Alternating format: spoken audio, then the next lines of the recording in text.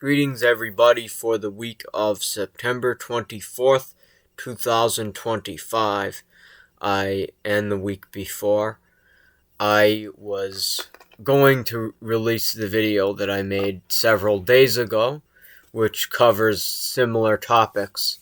I decided not to even upload that one and to just re-record it because it was too rambling. It was too incoherent. And it covered some of these same topics, but I believe, to the best of my knowledge, it missed the most important thing that has changed over these past 2 weeks. So, what happened? I know you know these things. You haven't been living under a rock. But what happened? So, the thing that made any of the change that's happened over the past couple weeks, the thing that has made that change possible, forgive the lower frame rate, I hope the picture other than that's better with my new computer. The thing that has happened in the past 2 weeks, a lot of it was driven by the assassination of Charlie Kirk. And, I never really cared for the way that he behaved while he was here. I never really cared for that. I wish that he had gotten a chance to be something better. And that's not going to happen.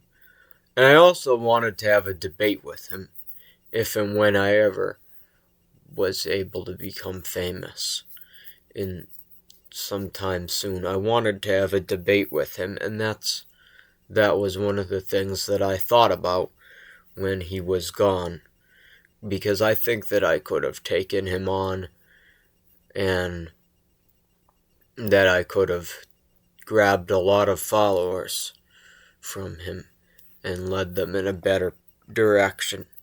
And that's not going to happen anymore. But I'm surprised, out of his death did actually come something that was surprisingly good, and I'll talk about that a little bit later.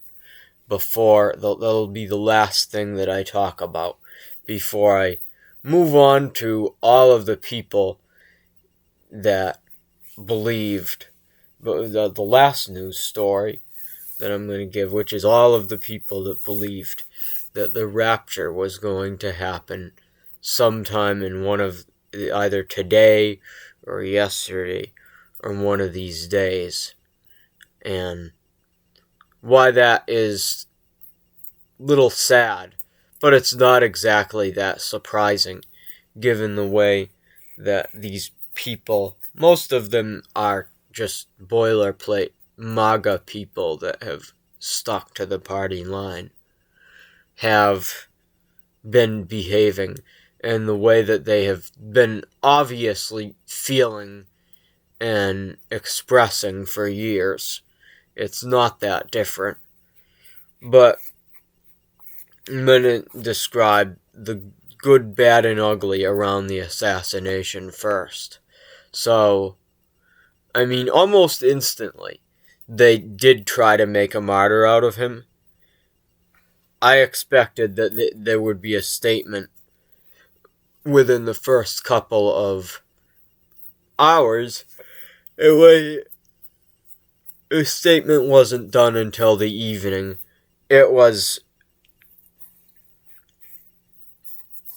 Let me put it this way. It was the way that Joe Biden responded. Probably harsher, actually, than Joe Biden responded to January 6th. And this person was not an elected official. This was not taking place during an election. And we didn't know who was doing it, whereas we knew that the people that stormed the Capitol were Trump's supporters. And yet, this was the kind of response. That was the level of response. Sorry that I'm not exactly well put together physically. You might notice that in this video. But the way that he responded was that extreme. And I don't exactly appreciate that. He was definitely trying to use this as an opportunity to do a crackdown, but it backfired in a way that I didn't expect. And so, Jimmy Kimmel, who the last time I filmed this, I actually forgot his name and had to go search it. Jimmy Kimmel was the first casualty. I say was. He was given back everything that he lost of this attempted McCarthyism that was going to change American culture after the assassination and petered out within a couple of weeks. And I think that a lot of the reason why this even happened was because of they were treating this like it was something bigger and more traumatic across the whole country. But whatever the reason, it didn't really work. And the way that people responded to it was where the real surprise came in, and it's the silver lining to this whole situation, which is that Tucker Carlson and a few other people like that, people who have been long time MAGA, part of the MAGA cult, have said that there are things, realistic things, like, again, an attempt to have laws restricting the freedom of speech, that there are things, there are things,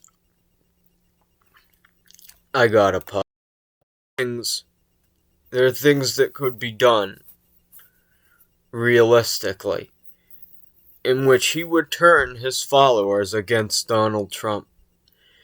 And he has been a long time, he's grifted off of Trump and everything that has had to do with him since he joined Fox in like 2018 or 19. I forgot when. This is not somebody that has been marginal to the movement.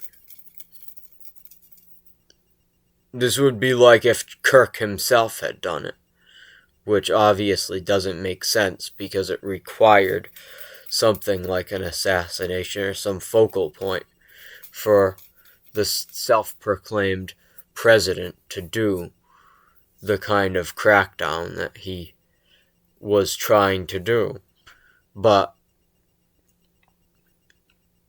And that was a huge thing. And for the first time in 10 months, here's what fundamentally changed on that day in this country. What fundamentally changed on that day, on the day that Tucker Carlson said those words, was that there is now a floor, at least for now. It's not a nice one. It's not a well put together one. It's very rickety. There is now a floor for the first time since Election Day on how bad things can get in this country. There is now a level of authoritarianism. There is now a totalitarian extreme to which people are ready to resist that are not like us. Maybe they were part of the cult for a long time, and for all the psychological reasons that brought them to it. And they haven't quite accepted yet that it is worth it to go on and to live to see the future. They have not decided that yet, necessarily. They may still be global warming deniers, and really global warming deniers are people that want it to win deep down inside. Most of them. Timothy Snyder did a video on that. I'll see if I can find it for you while I'm making the description. But this was, those people, however imperfect, what they've done is they're ready to join us if certain extremes come to pass. If this had happened in March or February, it would have been a completely different story. We would live in an unrecognizable country now. So I will never forget the luck, providence, whatever you want to call it. Whatever y'all want to call it. I will never forget that. I will never forget the 9 months, the 10 months in which there was no floor. There really wasn't a floor on how bad things could get. And yet, there were so many incompetent,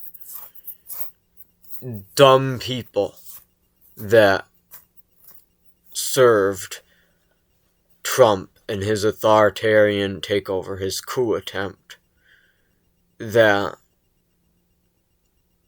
it was able to fail, that it was able to not break through in the time that it could have been successful. I will not forget that.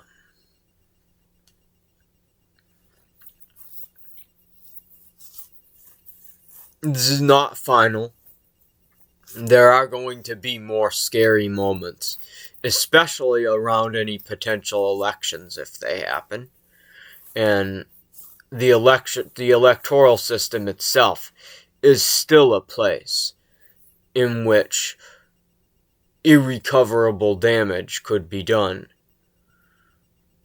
if these elections get rigged and the GOP in its current self-deleting form remains, then that would be a disaster for the human race if that were to happen. If they were able to win in 2028 or 2026 without fundamentally changing, at least. And I think that they have to actually go. I don't think that changing is even enough, depending on what the scale of change is. You just cannot have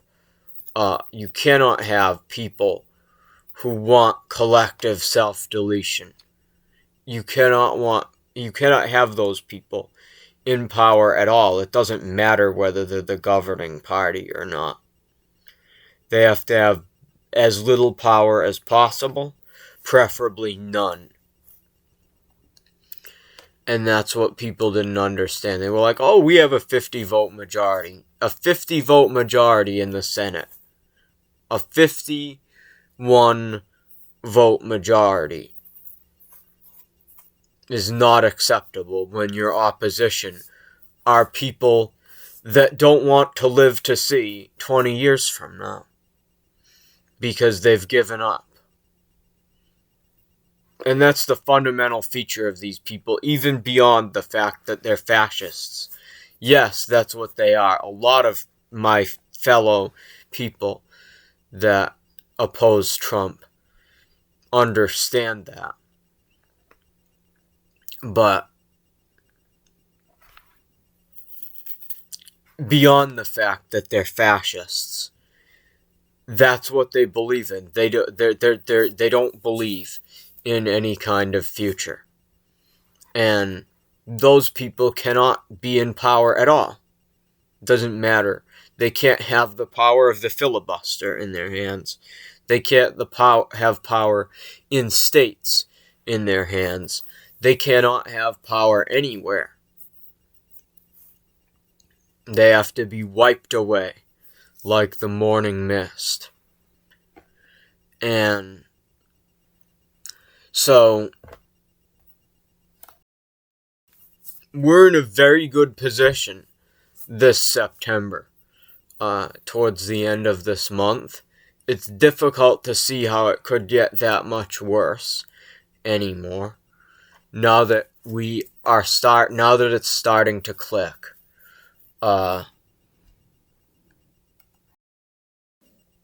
There's a lot of nasty stuff that could happen in the upcoming midterm elections. And I don't mean to dismiss that. There could be, I'm not as worried about martial law at this point. When you look at what people like Tucker have been saying, and they haven't promised against it yet, but there are situations in which they could, like if free speech was restricted. I doubt they would particularly like I doubt that the right at this point, as it has started to embrace a skepticism towards Dear Leader for the first time in 8 years. I doubt that they would particularly like going to their polling station and having officers of the military, not police, officers of the military, that I think they're already present, but officers of the military who are not present and have never been present in elections. I do not think they would appreciate something like the Crimea referendums or the Donetsk referendums. I do not think that they would appreciate something like that for the midterms. But there still could be, and this is something we have to be concerned about, and we have to have manpower ready for things like a general strike still. Don't throw that out yet. That is something that we need to have ready, because these people don't want to leave power, and it's the executive in charge right now is going to be, has some amount of staying power, whether in the form of Trump or Vance, until we have our general strike at least. And if they're still in power for the midterms, they could very well try to simply suspend the transition of power. And that's still something we have to worry about.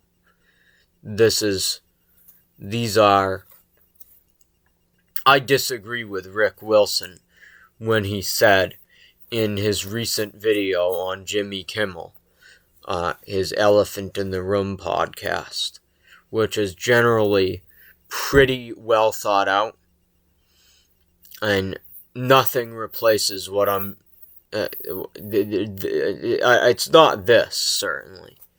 There is a lot more. It is a lot more just the general consensus things on the anti-Trump side of the internet, but it's pretty good. And he said in one of his latest podcasts, and I disagree with him, that these are the dying days of the Republic. And on some level he's right. These are the days where I've watched a little. I've never played Call of Duty, but I've watched a little bit of it from people around me, people who live with, I've spent time with, I've lived with, that have played Call of Duty. And when you take damage that is life-threatening in that game, the screen goes red. We are in that kind of a moment right now. Even now.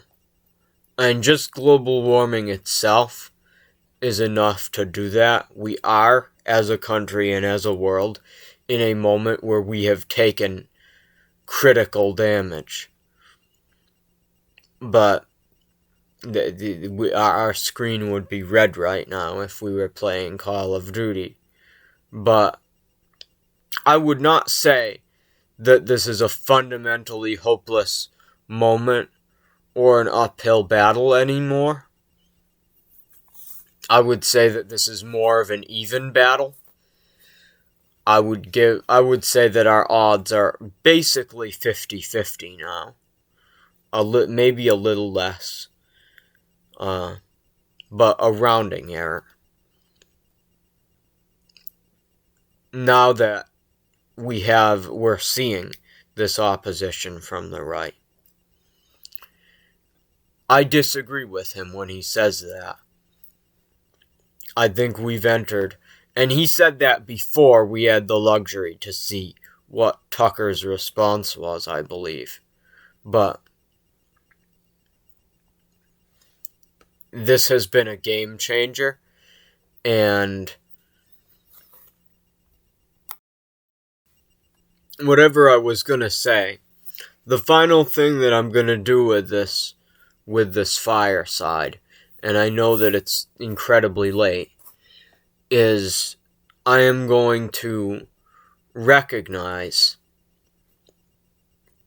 I'm going to bear witness to the most tangible evidence that I've seen, in the most obvious evidence that I've seen in all my years of bearing witness to MAGA. I'm going to bear witness to the most tangible moment in which they have shown themselves to be people who don't want to be here. And that evidence is a craze on the internet of people that have thought that the rapture was going to happen. MAGA people mainly. That thought that the rapture was going to happen yesterday or today. There's still like 6 hours left, but it's not going to happen. There's a bunch of things that would have to happen, a bunch of promises that haven't been kept yet. It is not going to happen today. Unless all of those things were to happen all at once. But it's ridiculous. A lot of them are long-term processes that have to complete and things like that. It is not. If you have ever read the Bible, you believe it. And if you don't believe it, obviously, you would not think that it's going to happen either. But if you've ever read it, and for any amount of time, you know that this is not going to happen. But there's a huge number of people that have thought that this was going to happen. I have a family friend that believes that this is going to happen. I have a letter for him that I want to be read to him when he wakes up on the morning of the 25th, and nothing has happened. That's my new phone, because my old one finally died. It was 8 years old or whatever. Anyway, when I have a letter for him welcoming him back into the world and back into the life of service, telling him that it's an honor to be alive and things like that. But so this does hit a little close to home for me. But there's a huge number of people that got sucked into this delusional belief. And Why did they get sucked into it, though? Because they wanted to be. And these are people that don't come from very emotionally expressive backgrounds. They were told by their pastor that they're not allowed to actually leave, to actually delete themselves physically. And so they have found other ways to express those feelings that are definitely self-delete feelings. Like, sorry I'm speaking like this for the algorithm. When I'm at rallies, I'm not going to talk like this. But if I'm physically with you, I will not talk like this. But when these people were told that they could not actually do it themselves, and so they found other passive-aggressive ways of expressing it, like denying global warming and voting for Trump. But this is an obvious one. Why would you want to stop being able to serve the people that you love? Just because that would mean that you get to stop living in misery. Whatever you've had here must not be worth it to you, if you would want and go out of your way to believe that that is going to happen. And so I've been saying I understood that they had the capacity to behave this way. And I was not specifically expecting that there would be a huge rapture craze among the people who supported Donald Trump. But I understood for a long time that they were people that were capable of this long before the election. And I understood that this was what was motivating these people. And until we fix that, until we change this fundamental motivation, we're not going to be able to really win by margins that are large enough that we can win the peace. In order to win the peace, like, everybody has to, by and large, regret what's going on now. We can't have something incomplete. And you can tell me all about denazification and how it was a failure. I hope I said that. I hope I was stuttering enough that it's not gonna age restrict this. But you can talk all about how de-Austrian painterification of Germany was a failure, and how there were a lot of people that were unrepentant and blah, blah, blah. They could get away with that. They didn't have to fight global warming. We cannot get away with that. We have to actually succeed. We have to create a country in which our opponents say they'll say, they will be honest about the fact that they voted for Trump, and they will say it in a way that expresses why they did so. They will say something like, people will say, who did you vote for in 2024, when they're talking about stories from the past? And they will say, I wanted to leave. Again, I have to speak for the algorithm. I wanted to leave. There's a better word for that. I wanted to leave, and I voted accordingly. They will say something like that.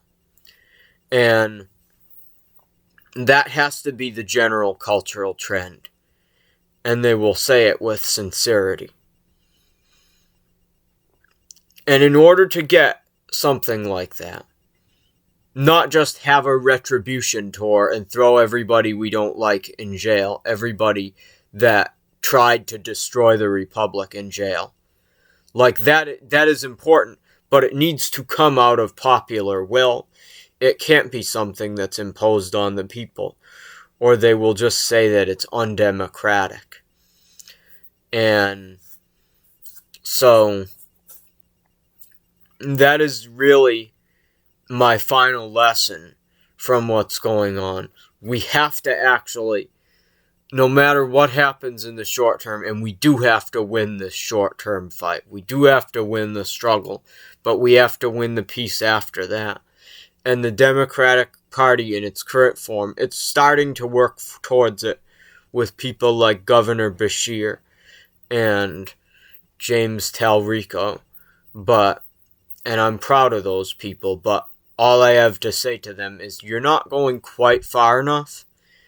Of no fault of your own. Lightning can strike anywhere. And not everybody needs to be a physics genius or a Renaissance man.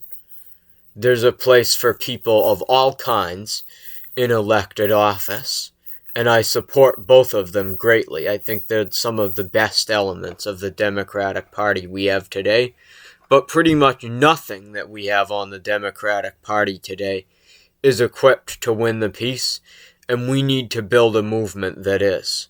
And yes, people who love the progressive Democrats, I am saying that to you.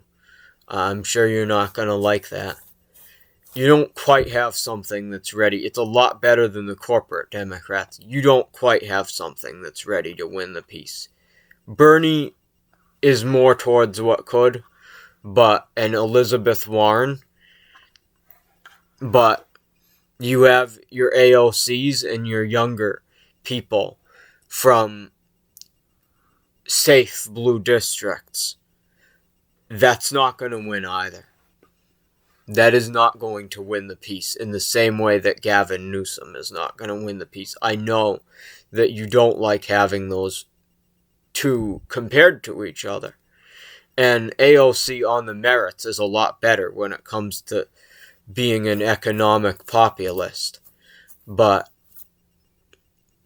we're going to need somebody that can dismantle the suicide cult. Sorry I said that out loud. I hope that maybe I'll have to.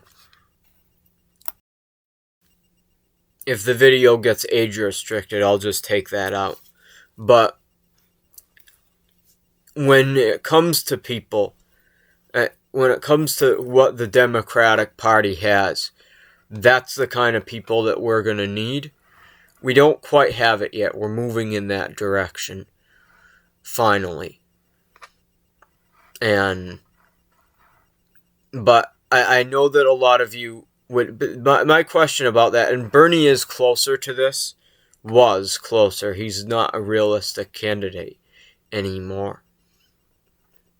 Bernie was closer to this than most of the squad and people like that, but he wasn't there by any means. There's a reason why he was not able. In that election, I definitely think that it was not fair. There was a lot of last-minute rule changes that would have been illegal in a national election. There was two entire states in which the results of the election were simply thrown out the window, which is undoubtedly illegal and banana republic-like.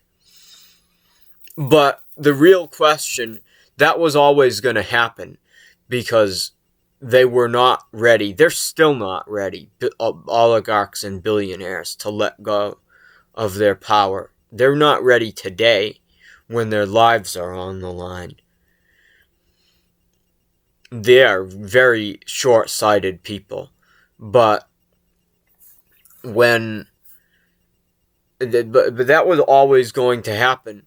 The question is, why was Bernie Sanders not able to make it too big to rig?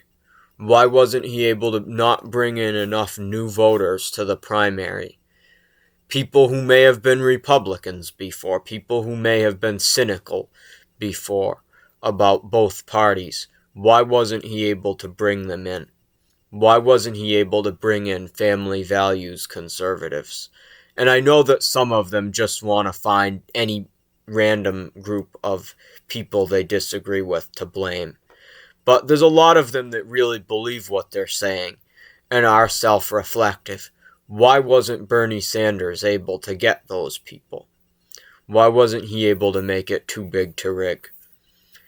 And that question is the answer to. I have my theory videos and I could explain what I mean by what I'm saying, but this is that question for this video. As far as this video goes, that's where I'm going to leave it. That's my answer to why the squad is not good enough. Because if Bernie Sanders couldn't do it, or Elizabeth Warren, or I'm trying to think of some other woman that's from that very far side that I'm actually proud of. But if Bernie Sanders couldn't do it, or Elizabeth Warren, then why would the squad be able to do it? Everything that made Bernie Sanders unappealing to those people, and sure, some of it's race, but some of it is actual political views and the stupid culture war that I hope we're able to finally bring to an end soon. Everything that makes Bernie Sanders unappealing to the kinds of people that he would have needed to make his victory too big to rig are things that the squad is even worse about. And so I'm glad that people in that group, people like Jasmine Crockett and AOC, are doing what they can. I think that they're heroes right now. They're taking huge risks. And I want to say that to you before you leave a bunch of wicked, angry comments. But I'm glad that a movement is finally rising up that can take the torch on from them. Just as they took the torch, or were trying to take the torch from the establishment Democrats, because they were never going to unify the country in the way that we're going to need to stop global warming. So that's it for today's fireside. God bless you in any protests or activities that you might do. And I will see you for the next fireside, unless I have any kind of theory that I want to go into, any kind of longer term subject that I want to explore. Take care, everybody.